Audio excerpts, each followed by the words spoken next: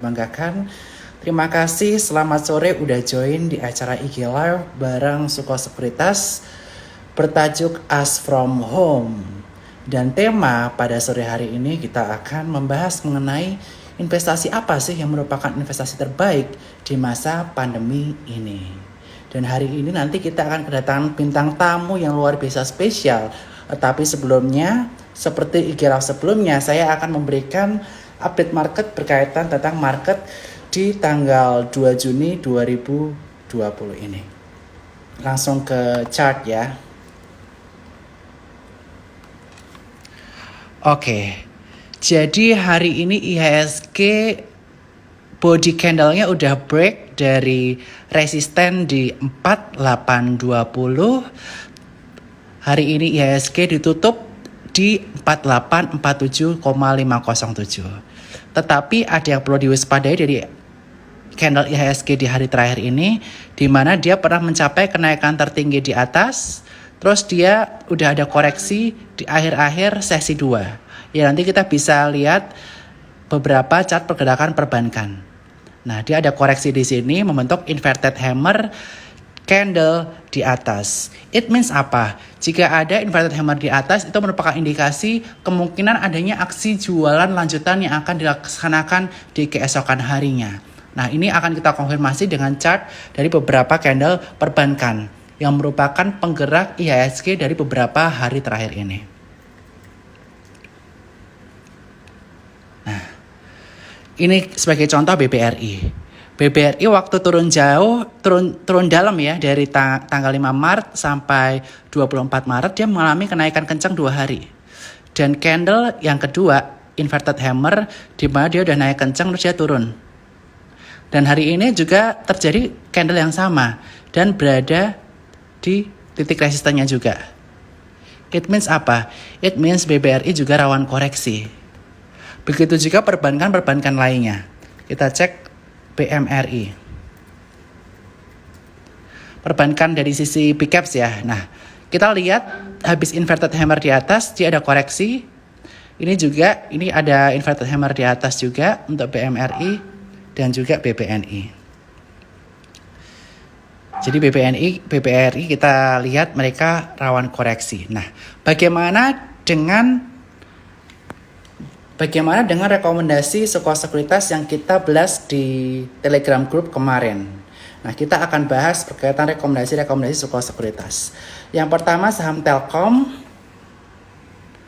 Saham Telkom baru saja kita rekomendasikan beli hari Jumat kemarin ya. Ini menunya. Hari Jumat kemarin kita rekomendasikan Telkom beli di bawah 3130. Karena kita melihat dia ada pergerakan membentuk candle inverted hammer di hari Kamis. Inverted hammer di bawah. Nah, keesokan harinya dia udah mulai naik, ditutup di 3150 dan hari ini dia udah melaju kencang. Hari ini kita udah rekomendasikan Telkom untuk jual 25% di 3280 dan target selanjutnya untuk Telkom di 3390 bisa jual 50% dan resisten tertingginya bisa di 3.500, tapi kita di sini 25% aja. Karena kondisi market masih kita bisa bilang volatile dengan sentimen regional dan global yang masih luar biasa kurang kondusif ya. Kemudian rekomendasi kedua kita hari ini ada Tekim ya, TKIM. TKIM ini juga luar biasa hari ini performance-nya. Walaupun awal-awal teman-teman sempat deg-degan ya, sempat turun sampai 3.770, tapi hari ini ditutup di 4260.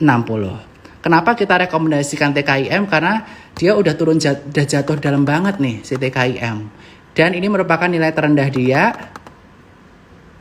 sejak tahun 2018 ya, sejak tahun 2018. Jadi kita lihat TKIM menarik, dia ada di titik support, udah berapa kali reversal di sini dan di sini juga reversal, dan hari ini kita lihat strategi buy on weakness berhasil untuk TKIM dan target selanjutnya seperti kita sampaikan ada di angka sini, target selanjutnya sekitar 4.500. Kemudian rekomendasi selanjutnya hari ini kita ada ICBP juga.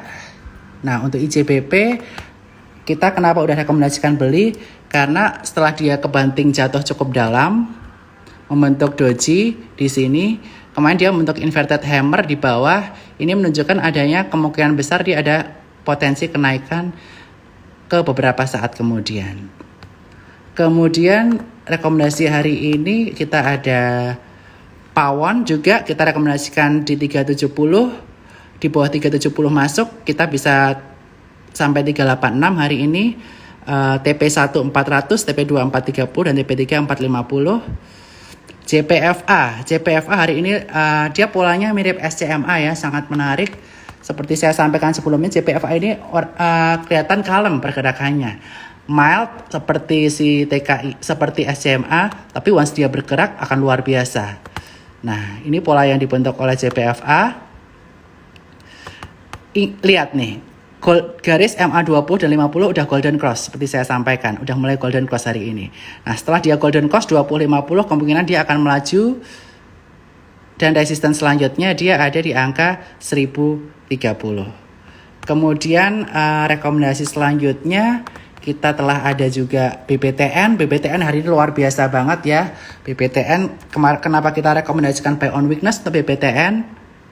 Dia kan dia udah turun jatuh dalam banget di BBTN. Kita bisa lihat. Ini titik terendah dalam 5 tahun terakhir. Nih kita lihat. Dan dia udah sempat membentuk reversal dengan candle hammer di 18 Mei. Di sini dia membentuk support di 740 dan karena risk reward menarik dia ditutup 760 kemarin. Hari ini kita rekomendasikan untuk masuk dan dia hari ini melaju 21%. Selamat buat teman-teman yang udah ikut rekomendasi Sukor. Nanti di acara akhir ini setelah kita dengan Amanda kita ngobrol-ngobrol, kita juga ada rekomendasi atau stock pick buat besok. Tapi tentunya buat teman-teman yang pengen dapat stock pick Sukor Sekuritas secara real time, teman-teman harus join jadi nasabah kita. Buka di eform.sukorsekuritas.com atau bisa DM admin Sukor Sekuritas supaya nanti bisa dibantu. Oke, sekarang saya akan undang Amanda untuk masuk. Sebentar.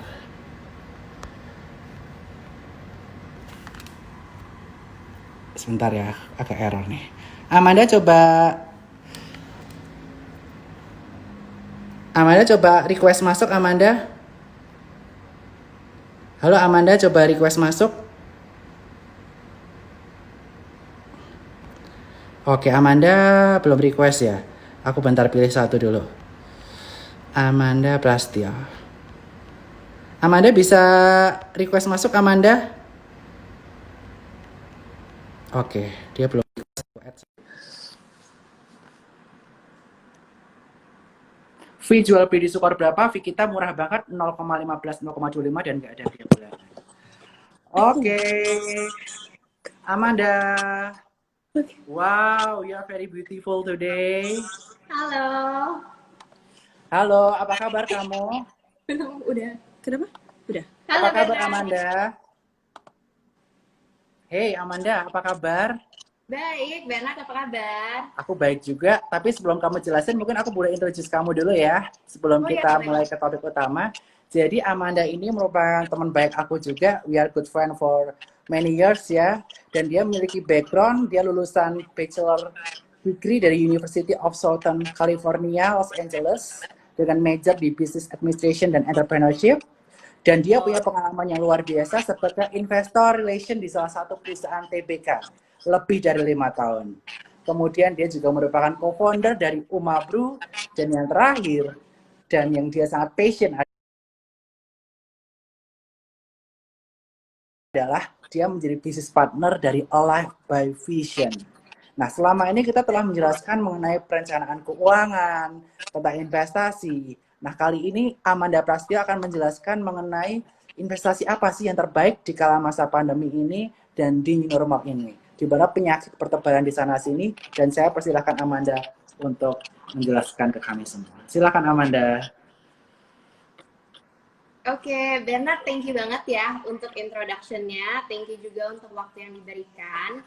Dan aku juga mau say thank you nih untuk teman-teman yang udah berkumpul bersama kita di Instagram Live sore ini.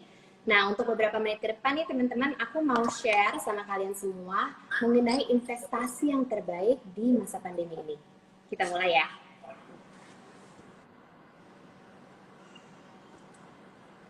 Oke, teman-teman. Nah, kenapa sih memilih investasi yang terbaik di masa pandemi itu sangat penting? Sebenarnya nggak cuma di masa pandemi doang ya. Pokoknya apapun keputusan yang kita ambil sekarang ini, itu pasti berpengaruh buat masa depan kita masing-masing. Karena itu, dengan memilih investasi yang terbaik sekarang ini, berarti kita akan memiliki masa depan yang terencana dan terstruktur. Kita bisa mengamankan aset, tabungan, dan juga harta kita, dan tentunya menciptakan ketenangan finansial. Oke, selanjutnya nih teman-teman. Sebenarnya di hidup kita itu ada 3 investasi terbaik. Satu adalah investasi waktu, yaitu bagaimana kita mengalokasikan waktu kita secara baik dan bijaksana, supaya kita bisa melakukan hal-hal yang berguna. Kedua adalah investasi keuangan. Nah, Bernard ini salah satu orang jagonya ya dalam investasi keuangan.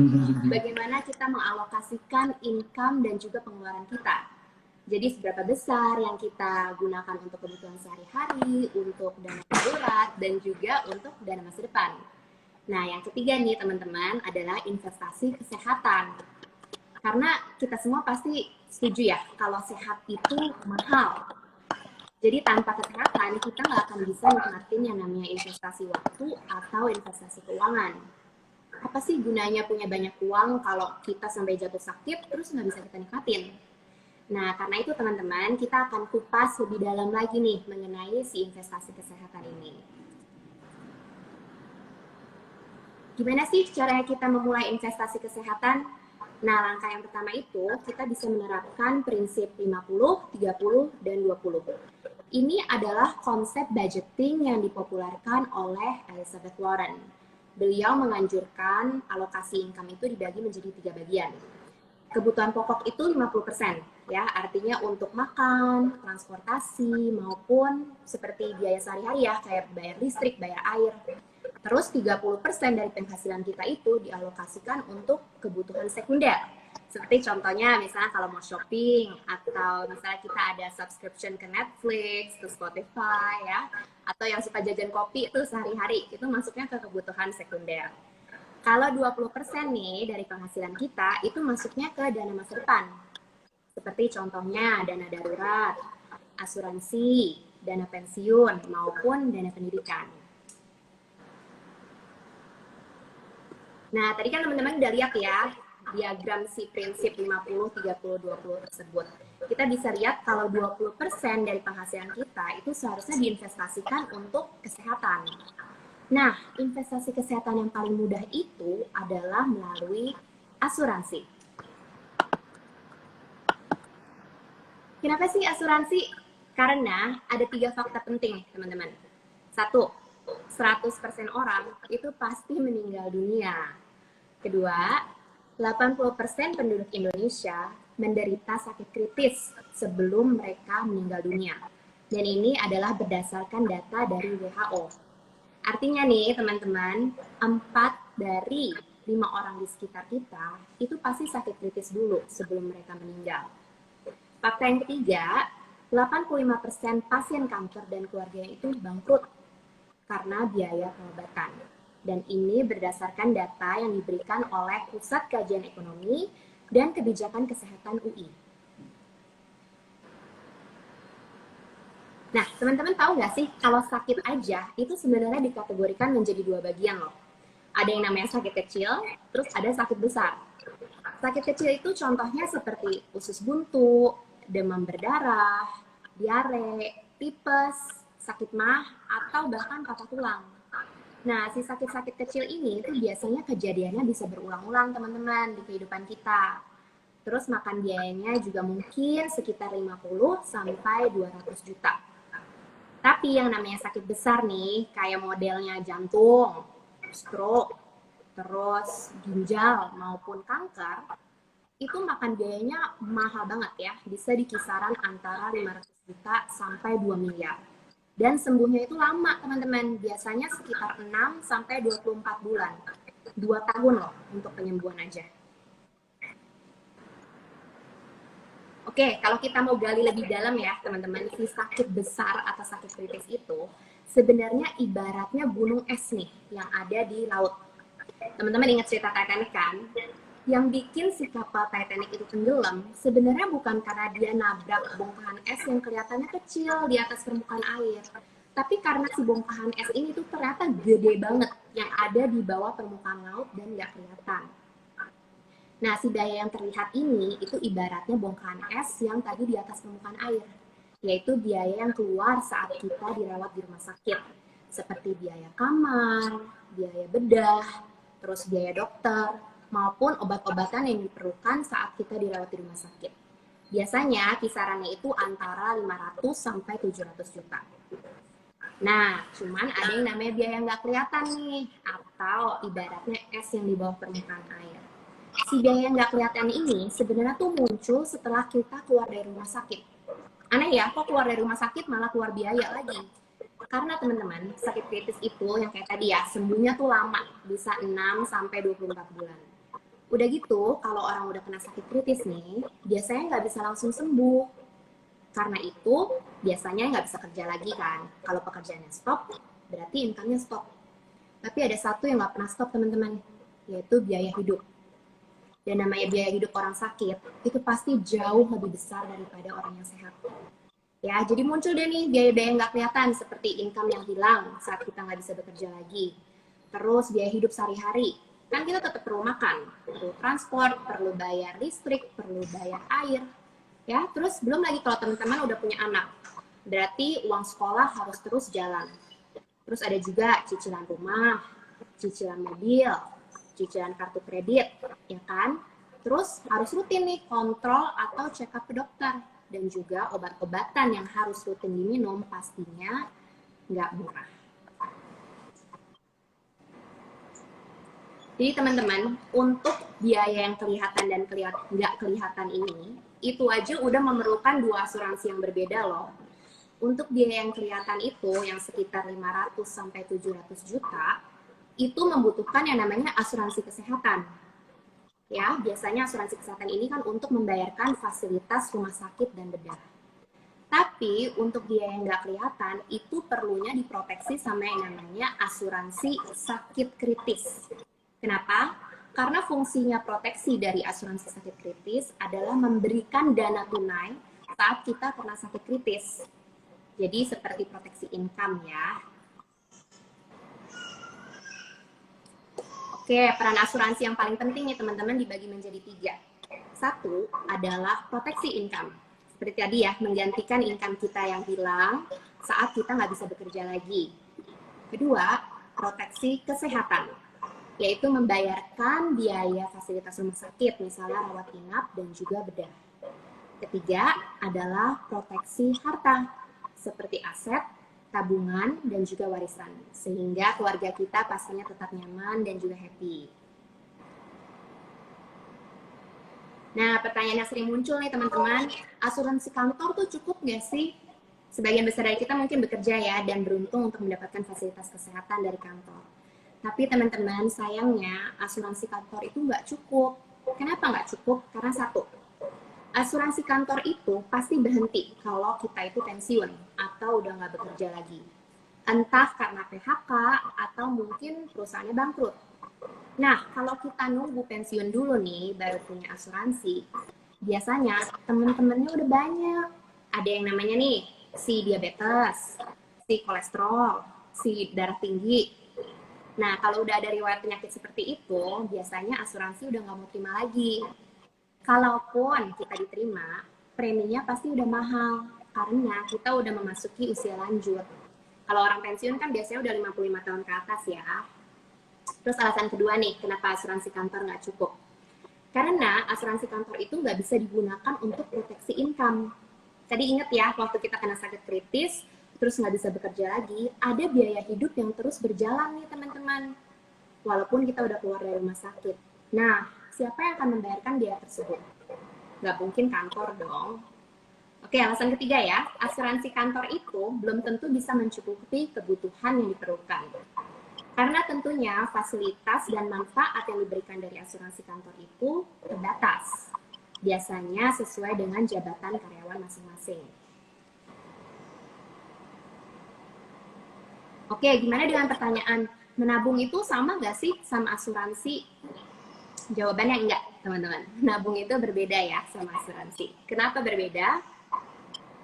Nah, aku mau kasih lihat nih ya, sedikit gambaran aja.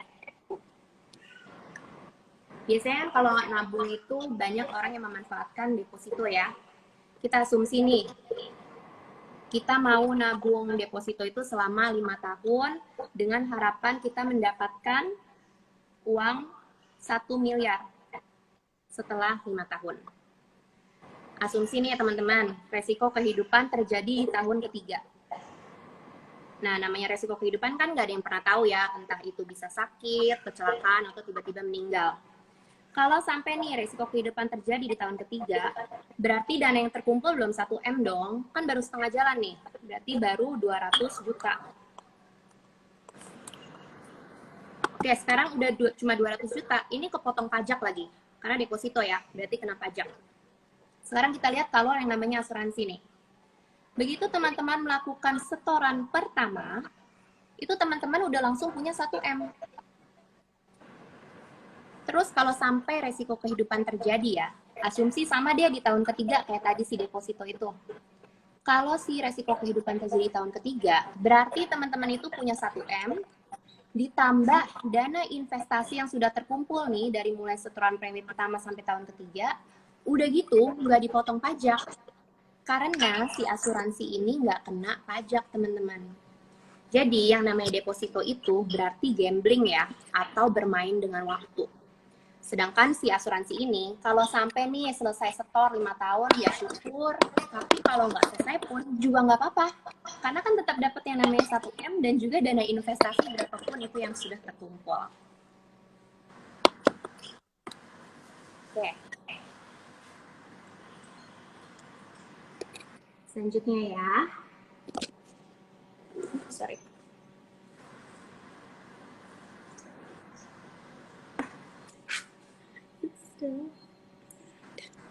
Oke, sorry. Oke, selanjutnya ya teman-teman ya. Ketika nih terjadi sakit kritis, cacat, atau meninggal, dan membutuhkan uang 1 miliar, setiap orang itu dihadapkan dengan 3 kondisi keuangan nih. 1, misalnya punya tabungan pribadi. Asumsi ya, kita tuh nabung 2,5 juta per bulannya. Berarti nih, untuk dapat 1 miliar, itu kita perlu nabung selama 34 tahun, teman-teman. Kebayang nggak selama itu? Sekarang asumsi kedua nih, kita ambil pinjaman dari bank. Dengan catatan ada jaminan, terus uang 1 M itu harus dikembalikan. Asumsi bunganya 15% per tahun, berarti cicilan bunganya itu 12,5 juta per bulan. Nggak cuma harus bayar balik si 1 M, terus harus bayar cicilan bunganya lagi. Kalau ada asuransi, itu berarti asumsi ya setor premi itu sekitar 2 juta per bulannya. Langsung si 1 miliar itu diberikan ke kita secara cash saat terjadi yang namanya sakit kritis, cacat, ataupun meninggal. Walaupun setornya itu baru 1 kali loh, walaupun baru setor 2 juta doang, udah punya dana 1 M. Selanjutnya gimana nih sama teman-teman yang nanya, sebenarnya lebih baik pilih aset atau asuransi sih? Mungkin sebagian dari kita ada yang suka investment di bidang properti ya. Oke, sekarang coba kita lihat kalau ada properti A, B, dan C. Properti A ini value-nya 5M, terus DP-nya 30%, berarti sekitar 1,5 M, KPR-nya 3,5 M, bunganya 10%. Terus jangka waktu pembayarannya 20 tahun. Berarti cicilannya itu sekitar 33,8 juta per bulan. Terus kalau ada properti B ya, sama nih, sama value-nya 5M. Tapi yang ini nggak perlu DP. Terus KPR-nya 5M, bunganya 10%, jangka waktu pembayaran sama 20 tahun. Berarti cicilannya itu sekitar 48,2 juta per bulannya. Terus ada properti C, sama value-nya 5M, nggak pakai DP, KPR-nya 5M, jangka waktu juga 20 tahun, tapi cicilannya itu cuma 6 juta per bulan. Nah, properti C inilah yang dinamakan asuransi, teman-teman. Hanya dengan menabung atau menyicil 6 juta per bulan, sudah mendapatkan dana 5M. Jadi asuransi itu, teman-teman, adalah instrumen keuangan yang tidak bisa ditandingi dalam mencetak aset. Karena begitu resiko kehidupan muncul, keluarga itu nggak akan menderita. Jadi gini ya, kalau kita bagi harta aja nih, sebenarnya itu perlu asuransi loh, teman-teman. Asumsi ya, kita punya cicilan rumah yang harganya 5M nih. Terus waktu kita meninggal, rumahnya itu belum lunas. Berarti sebenarnya kita tuh butuh dana cair dari asuransi yang setara dengan harga cicilan rumah tersebut. Supaya saat rumah itu diwariskan ke keluarga kita, mereka nggak akan dibebanin sama yang namanya cicilan atau hutang yang masih berjalan untuk melunasin rumah ini. Contoh kedua ya, kita punya rumah nih, terus rumahnya atas nama kita. Mau kita warisin dong ke anak kita waktu udah meninggal.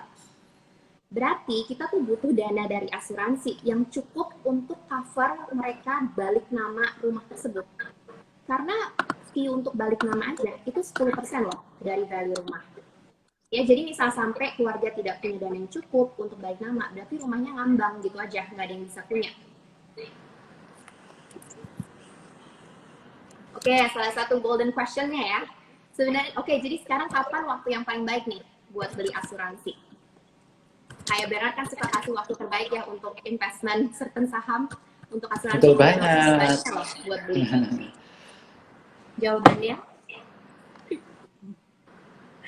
Jawabannya itu sebenarnya waktu paling baik, teman-teman, itu kemarin.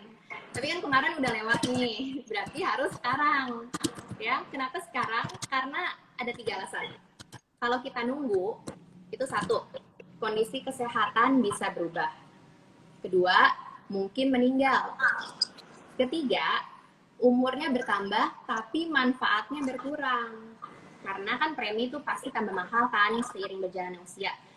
Bayangin aja kalau umur 20-an tuh misalnya bayar premi asuransi 2 juta, itu dananya tunainya tuh bisa mungkin sama 1 M-an. Tapi kalau udah usia lanjut seperti 50 tahun ke atas, nggak mungkin bisa dapat benefit seperti itu ya.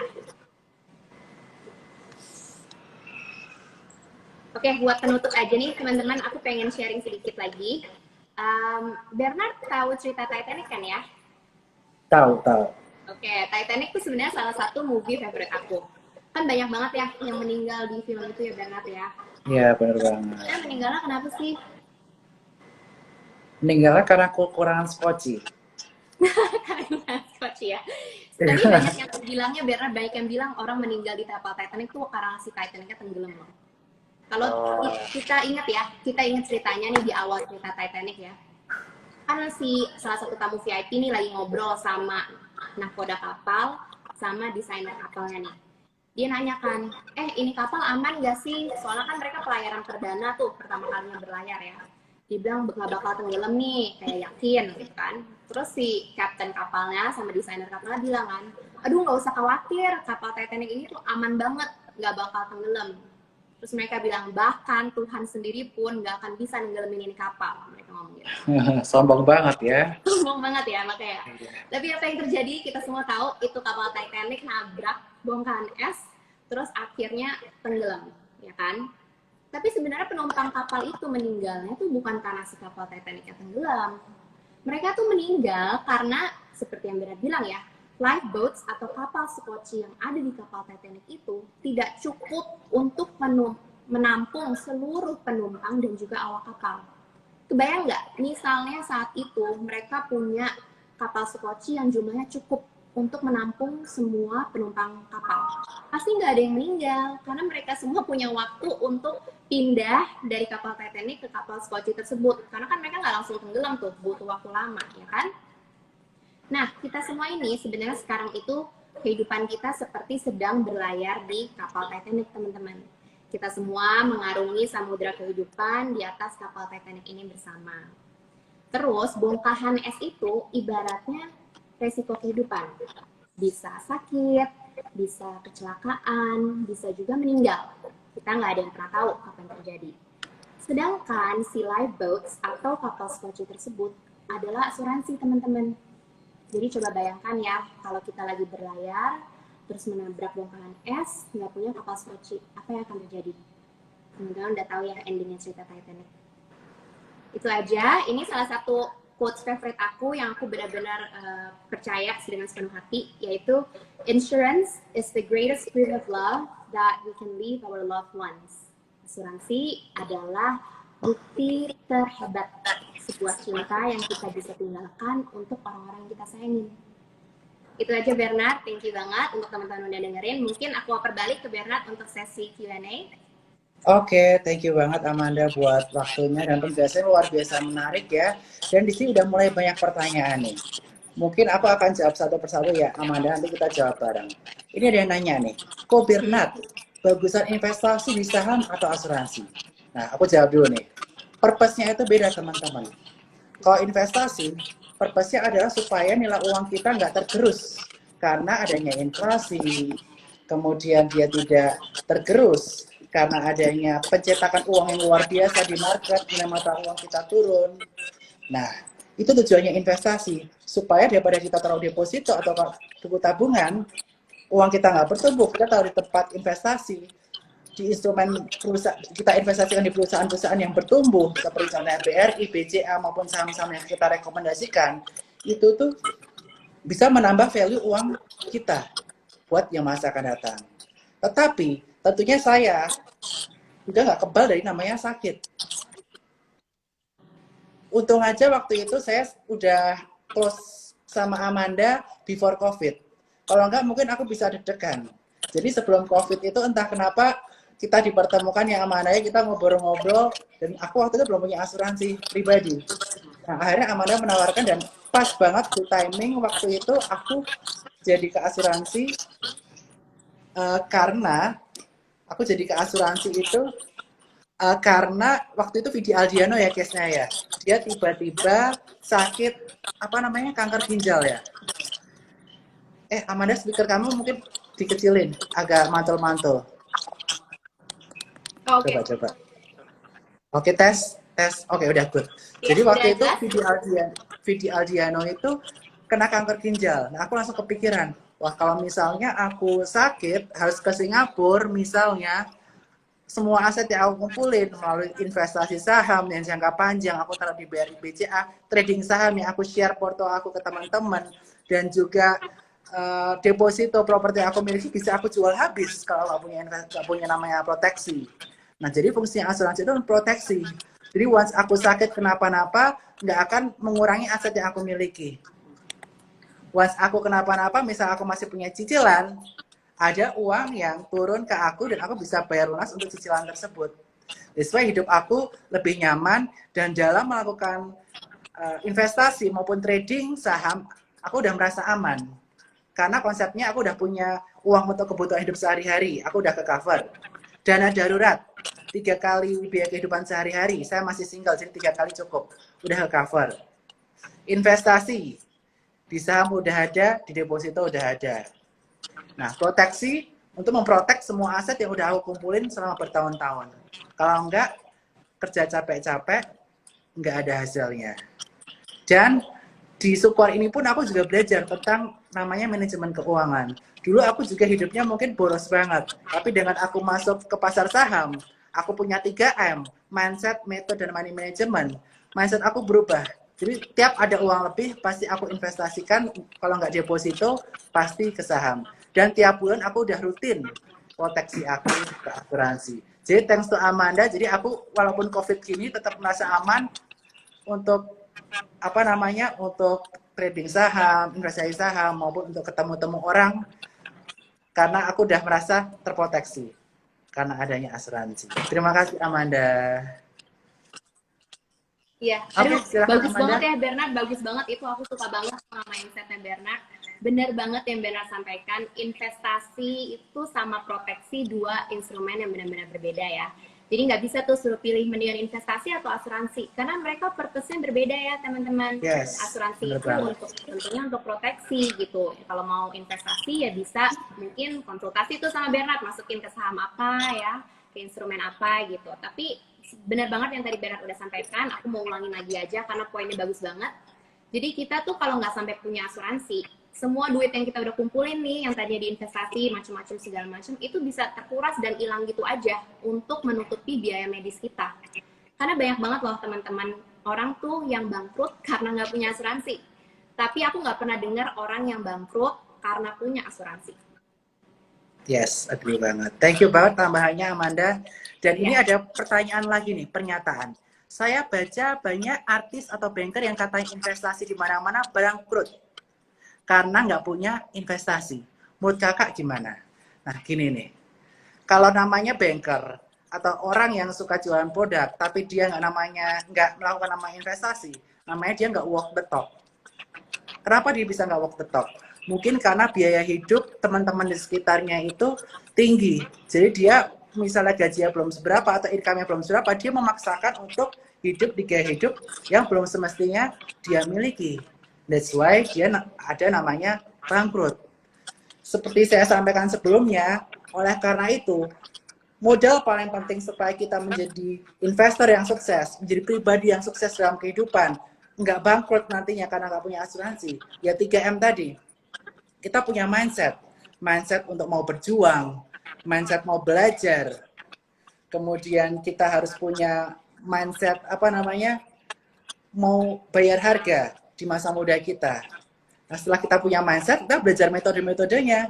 Ada fundamental analisis, teknik analisis, dan kita belajar namanya insurance. Karena benar nih, kata Apriania Lim, karena nggak punya asuransi, jadi dia bangkrut. Karena mereka nggak memprotek dirinya, karena mereka yakin, aku sehat-sehat aja, nggak mungkin lah aku sakit COVID, nggak mungkin lah aku sakit kanker segala macam, aku sehat kok. Enggak, padahal kita semua itu nggak ada namanya yang nggak rentan terhadap penyakit. Seperti saham. Saham kita kalau trading ada namanya apa? Stop loss. Stop loss adalah sabuk pengaman waktu kita trading supaya kita tidak terhindar dari kerugian yang lebih besar. Nah, begitu juga dengan asuransi. Kalau misalnya kita nggak punya sabuk pengaman untuk mengamankan aset kita dan keluarga kita, once kita terjadi kenapa-napa, keluarga kita yang menjadi korban, aset kita hilang semua. Seperti itu, teman-teman. Dan ini ada pertanyaan lagi. Ini cocok yang jawab Amanda. Kak, mau nanya, bagusan asuransi kesehatan biasa? Bentar yang atas deh. BPJS sudah mengcover. Apakah masih perlu asuransi? Silakan Amanda dijawab. Oke, gini teman-teman, BPJS itu sebenarnya kalau kita gali lebih dalam ya, kalau kita perhatiin isinya, proteksinya itu sangat terbatas teman-teman ya. BPJS itu biasanya banyak limit-limitnya yang tidak cukup kalau teman-teman itu harus pengobatan sakit kritis dan lain-lain. Dan juga BPJS ini nggak ada yang namanya tadi aku sebut teman-teman proteksi income, ya kan? Karena kan kalau kita sakit itu kita nggak cuma butuh sebuah proteksi yang membayarkan biaya waktu kita dirawat di rumah sakit, kita juga butuh proteksi income kita saat kita udah keluar dari rumah sakit, terus mungkin nggak bisa kerja lagi. Kalau kita nggak punya si proteksi income yang diberikan oleh asuransi, yang tentunya BPJS tidak memberikan ya, itu siapa yang bakal membiayai kehidupan kita sehari-hari, gitu teman-teman. Benar banget. Nah, kemudian ada pertanyaan lanjutannya, Amanda. Kak mau nanya, bagusan asuransi kesehatan biasa atau unit link sih? Mungkin bisa di-sharingkan perbedaannya, Amanda? Oke, bagus yang mana? Kembali sebenarnya ke apa yang teman-teman cari ya. Jadi gini, kalau asuransi kesehatan itu biasanya tuh ada limitannya tuh per tahunan gitu ya. Teman-teman bayar dalam 1 tahun, terus teman-teman dapat manfaat asuransi kesehatan. Ini aku bilangnya mungkin agak misleading kalau bilangnya bagusan asuransi kesehatan atau unit link. Karena asuransi kesehatan itu sebenarnya ada tradisional, ada unit link gitu. Dua-duanya sama-sama asuransi kesehatan teman-teman. Cuman jenisnya itu beda, satu tradisional, satu unit link. Nah, kalau unit link itu ada manfaat investasinya. Jadi teman-teman punya asuransi kesehatan, tapi juga ada proporsi yang dimasukkan untuk ke investasi. Sedangkan kalau tradisional itu pure asuransi kesehatan dan tidak ada investasinya. Cuman si namanya asuransi tradisional ini juga ada downside-nya ya, atau ada kekurangannya. Seperti gini, kan kalau asuransi tradisional itu biasanya bayarnya langsung 1 tahun di awal. Kalau nih seandainya sampai terjadi mungkin resiko kehidupan ya, atau teman-teman klaim banyak tuh dalam 1 tahun, nanti tahun depan itu preminya tuh bisa naiknya berkali-kali lipat. Walaupun nggak ada klaim pun, setiap tahun saat teman-teman mau renew itu asuransi tradisional pasti naik karena kan umurnya bertambah gitu. Benar. Jadi asuransi kesehatan tradisional, memang lebih murah awalnya dibandingkan dengan asuransi kesehatan unit link. Tapi kalau asuransi kesehatan unit link itu biasanya preminya flat teman-teman seumur hidup. Jadi mungkin pas teman-teman bayar premi pertama itu agak sedikit lebih premium dibandingkan dengan tradisional. Tapi kita tahu kalau premi ini bakal flat seumur hidup gitu, walaupun ada inflasi medis. Sedangkan kalau teman-teman masuk asuransi kesehatan yang tradisional, mungkin murah di awal, tapi ujung-ujungnya bakal jauh lebih mahal saat kita sudah bertambah tua. Udah gitu, asuransi tradisional ini juga bisa diputuskan oleh sebelah pihak. Misalnya kita mau renew ya, terus ternyata perusahaan asuransinya nggak setuju, terus nggak memberikan kita kesempatan untuk perpanjang itu asuransi juga bisa gitu. Tapi kalau si unit link ini nggak, pasti berjalan terus selama teman-teman masih terus membayarkan premi dan masih hidup gitu. Jadi kembali ke masing-masing preferensinya apa yang dicari ya. Cuman teman-teman tadi bisa lihat lah satu atau yang lainnya itu ada manfaat yang lebih sebenarnya. Gitu. Oke. Nah ini ada pertanyaan yang menarik lagi nih. Nah kalau polis kita awalnya itu equity, pengen dipindah ke yang money market, itu bisa nggak sih Amanda kalau polis itu udah terbit? Oh bisa banget Bernard. Jadi kapanpun Bernard itu misalnya pertama kali masuk ya waktu buka polis masukinnya ke money market. Terus tahu-tahu bulan depan lihat kayak oh ternyata lebih bagus sih kalau masuknya ke equity fund. Bisa banget, boleh dipindah kapanpun mau dipindah, boleh menghubungi ya perusahaan asuransi masing-masing. Terus tinggal pindahin dananya deh, gitu. Oke.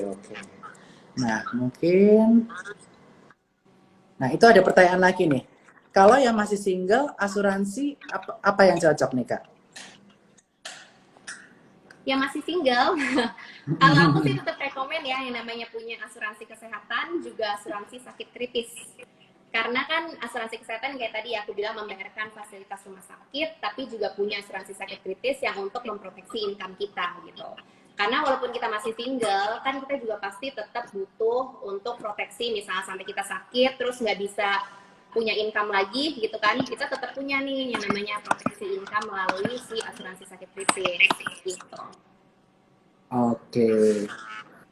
Ini tadi ada konfirmasi sekali lagi. Jadi kalau asuransi udah keluar polisnya, bisa ganti produk ya, Amanda ya. Misal dari equity ke money market, dia confirm lagi nih. Bisa ya? Tadinya misal di equity nih, naruhnya, terus ke money market, itu bisa kan, Manda? Bisa. Kapan aja mau memindahkan investasinya itu bisa. Cukup hubungi agennya aja ya berarti ya? Betul, tinggal menghubungi agen masing-masing, terus request untuk pindahin dana investasinya. Oke. Nah kemudian Amanda nih, ada pertanyaan. Katanya BPJS udah nggak cover perawatan kanker dan cuci darah sejak tahun lalu. Apakah betul? Dan juga pertanyaan terakhir ke Amanda nih. Kira-kira tipsnya apa sih untuk memilih asuransi yang baik? Mulai dari penyakit yang di cover kah atau apa? Mungkin kamu lebih tahu. Sorry Berat, boleh ulangin pertanyaan yang terakhir? Aku kurang dengar. Oke, jadi di sini ada pertanyaan dari Vini Hue. Katanya BPJS udah nggak cover perawatan kanker dan cuci darah dari setahun yang lalu. Apakah itu betul? Dan juga pertanyaan tambahannya, kiat-kiat memilih asuransi yang tepat itu seperti apa supaya kita itu mendapatkan benefit yang luar biasa seperti itu. Misalnya kita harus lihat asuransi mana yang cover penyakit ini, semakin banyak coverage penyakitnya semakin bagus, atau apa yang menjadi pertimbangan dalam memilih asuransi, Amanda? Oke, mungkin pertanyaan nomor 1 dulu ya. Tadi yang BPJS itu katanya sudah cover penyakit kritis seperti cancer dan lain-lain. Kalau sampai terkena penyakit kritis seperti kanker ya, itu kan termasuk penyakit yang tadi aku bilang sembuhnya itu lama. Nah, terus habis itu kalau sembuhnya lama, biasanya kan artinya nggak bisa bekerja nih selama kita masih masa recovery. Kalau sampai BPJS itu cover penyakit kanker selama kita dirawat di rumah sakit, apa yang akan terjadi nih kalau kita masih harus terus ya perawatannya itu rutin seperti kemoterapinya terus-terusan, rawat jalannya terus berjalan. Terus misalnya nih sampai kita nggak bisa kerja lagi ya, tapi tetap kita harus menghidupi keluarga kita. BPJS nggak mungkin dong bayarin, kasih pesangon kita, ini nih duit tambahan untuk kamu supaya bisa bayarin uang sekolah anak, bisa bayarin tagihan listrik, bisa bayarin biaya makan sehari-hari. Itu nggak ada, BPJS nggak bisa membayarkan itu ya teman-teman. Yang bisa membayarkan itu hanyalah asuransi sakit kritis, yaitu yang bisa didapatkan dari perusahaan asuransi independen, bukan BPJS. Terus pertanyaan yang kedua tadi, asuransi apa sih yang paling baik ya, yang untuk cara memilih asuransi terbaik? Ya, cara milih gimana sih? Harus suggest itu teman-teman due diligence dulu. Sama aja seperti kalau kita mau invest ke saham, kan harus make sure kalau perusahaannya itu bagus, terjamin, terpercaya. Jadi kita harus make sure juga nih perusahaan asuransinya kita ini track record-nya bagus atau enggak, kesehatan finansial perusahaannya seperti apa. Karena kita semua tahu ya, udah ada beberapa perusahaan-perusahaan asuransi yang bangkrut, nggak bisa bayar nasabahnya. Yes, jadi jangan banget. termakan sama janji-janji nih yang dibilang sama perusahaan-perusahaan asuransi kayak, oh tenang aja nanti dapat limitnya gede, dapat dana cadangannya gede gitu. Kita lihat dulu sebenarnya ini asuransi track recordnya bagus atau enggak gitu. Itu satu ya, lihat dari reputasi perusahaan. Kedua, kembali lagi ke kebutuhan budget masing-masing dulu ya teman-teman ya. Kalau ada budget itu pertama kali aku akan rekomend untuk proteksi kesehatan, si asuransi kesehatan itu. Tapi juga yang paling penting tadi aku bilang asuransi sakit kritis. Terus ada satu lagi nih teman-teman, sebenarnya di asuransi itu ada yang namanya pengisian rekening. Ini salah satu produk yang menurut aku bagus banget ya. Jadi fungsinya si pengisian rekening itu adalah kalau sampai kita terkena yang namanya sakit kritis, biasanya setiap perusahaan asuransi beda nih jenis-jenis penyakit yang dimasukin ya. Tapi kalau sampai terkena salah satu penyakit di list tersebut, preminya kita tuh jadi gratis. Nah, menurut aku itu membantu banget ya teman-teman. Kalau orang udah sakit, kan biasanya beban hidupnya bertambah, pengeluarannya bertambah. Nah, dengan adanya produk dari asuransi yang namanya pengisian rekening ini, itu berarti akan benar-benar meringankan beban finansial kita ya. Karena kan otomatis preminya jadi gratis, dibayarkan sama asuransi sampai kita usia tertentu.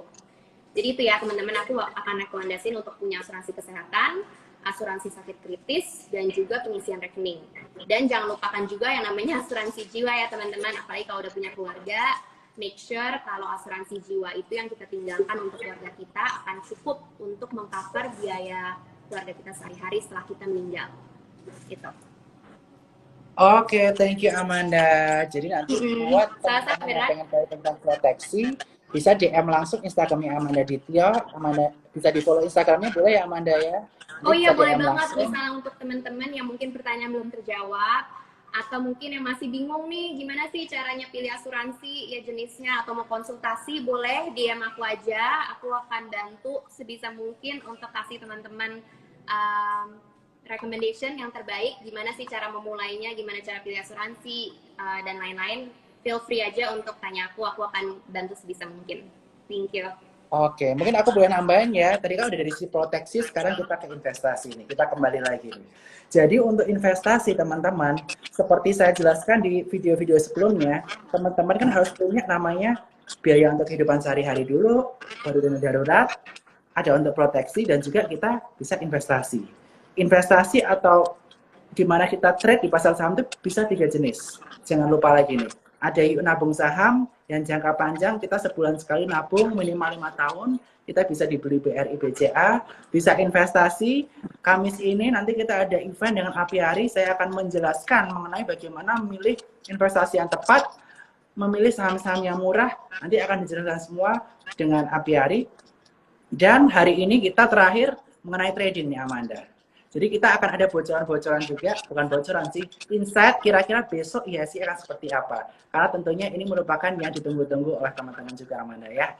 Kita akan ke market dulu. Jadi untuk IHSG, kalau menurut prediksi saya, karena candle-nya hari ini dia udah inverted hammer di puncak, dia akan kemungkinan besar terkoreksi.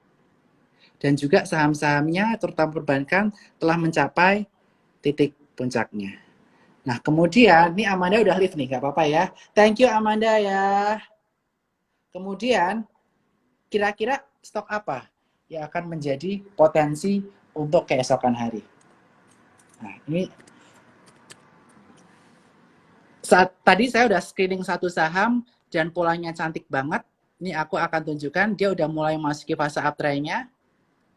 Kita bisa lihat.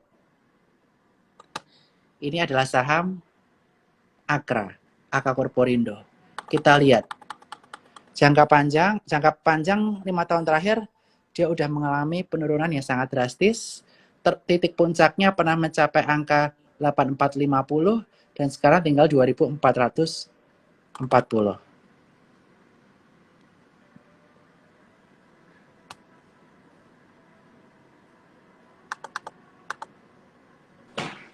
Manda, kamu udah cabut aja, belum di closing nih. Nah, ini jadi bocoran buat besok, bukan bocoran stock idea.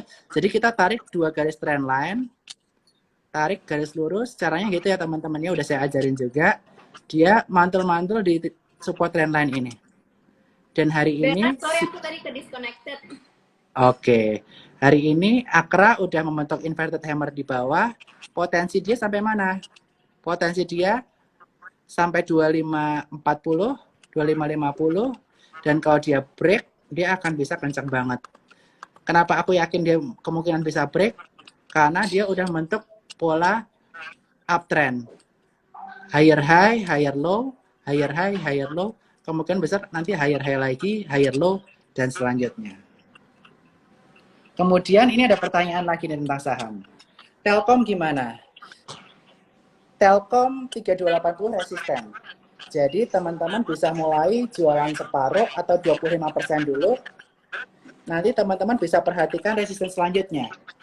Yang belum jadi nasabah Sukor bisa masuk eform.sukorsekuritas.com. Targetnya berapa Telkom? Telkom pertama di 3270 udah lewat ya. Selanjutnya nanti 50% bisa jual di 3390.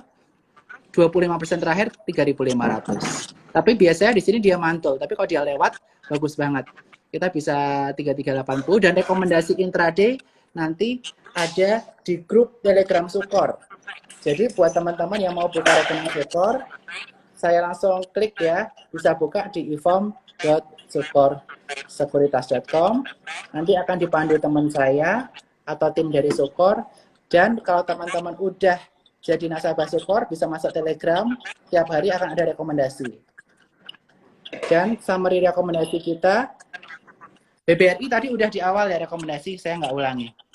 Dan rekomendasi kita summary-nya hari ini ada sebagai berikut. Ini dia. Jadi Telkom kita rekomendasi beli di bawah 3130, dari harga maksimal udah cuan 4%, Tekim dari nilai maksimal udah cuan 7%. ICBP ini dulu Amanda masih di sini nih bocorannya. Dia udah cuan 3% dari titik terakhir. Pawon udah 4% dari maksimal buy. Japfa udah 7% dari max buy. Dan BPTN udah 19% dari max buy. Jadi ya mudah-mudahan kita bisa terus monitor, bantu teman-teman untuk monitor portfolio teman-teman. Dan terakhir dari Amanda, closing statement dari Amanda berkaitan tentang investasi, proteksi di masa pandemi dan new normal ini seperti apa? Silakan Amanda. Sorry Berat, boleh ulangin lagi pertanyaan? Closing statement kamu berkaitan tentang investasi terbaik di masa pandemi ini atau di era new normal ini apa? Closing statement kamu. Rekomendasi aku untuk investasi, ya balik lagi ya Bernard, untuk investasi keuangan aku serahin aja ke Bernard untuk teman-teman konsultasi langsung sama pronya ini, karena aku aja sendiri ya untuk investasi keuangan dalam hal kayak saham dan lain-lain aku sering juga konsul ke Bernard. Tapi jangan lupain juga teman-teman investasi kesehatan itu ya yang tadi udah kita bahas, karena seperti yang Bernard udah sampaikan juga, kalau sampai kita nggak punya investasi kesehatan, kita bisa bye-bye deh ke semua yang namanya investasi keuangan itu. Karena nggak sedikit ya orang-orang yang udah bangkrut waktu mereka itu nggak punya asuransi. Jadi ingat terus kalau investasi keuangan dan proteksi itu dan hal kesehatan adalah dua hal yang berbeda. Jadi sebaiknya mereka itu berdampingan selalu. Gitu ya Bernard ya. Agree banget. Kayak aku pun walaupun aku investasi udah beli aset, tapi untuk mengembangkan asetku aku perlu namanya asuransi juga. Begitu juga teman-teman. Nanti kalau teman-teman udah punya uang yang bisa dialokasikan, udah settle istilahnya, pelan-pelan teman-teman bisa hubungin Amanda untuk tanya-tanya berkaitan tentang proteksi di asuransi. Sekali lagi terima kasih Amanda buat waktunya, luar biasa. Penjelasannya simple tapi ngena Amanda. Thank you banget buat waktunya. Thank you banget Bernard waktunya. Thank you juga ya teman-teman yang udah nonton bareng kita selama 1 jam ya. Thank 1 you jam. banget. Kalau yang masih punya pertanyaan lagi mengenai asuransi kesehatan boleh DM aku ya. Tadi ada juga di flyernya Sukor ya.